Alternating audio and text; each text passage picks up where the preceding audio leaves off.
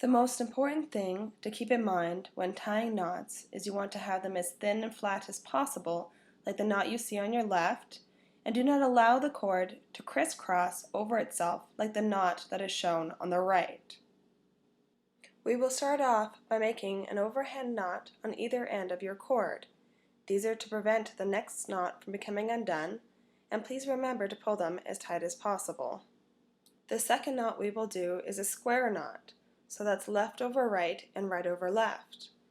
When doing this, leave one end about twice as long as the other. This will help it when it folds over itself to make sure no knots are at the same point. For the last knot, measure how long your top section of your cane is and add 4 inches.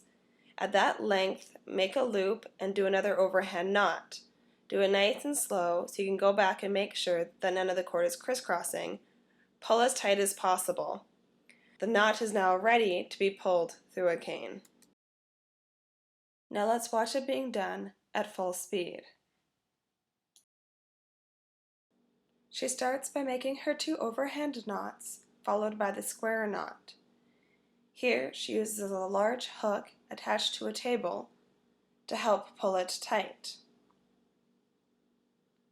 Afterwards, she grabs her top section and makes a loop in her cord.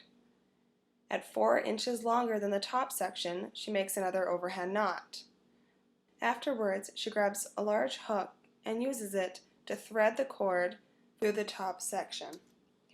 She doesn't pull it all the way through, but instead leaves a bit of room and using her body's weight pulls the cord through the most difficult part. This brings us to the end of our tutorial. If you have any questions, please email us back at orders@ambutech.com.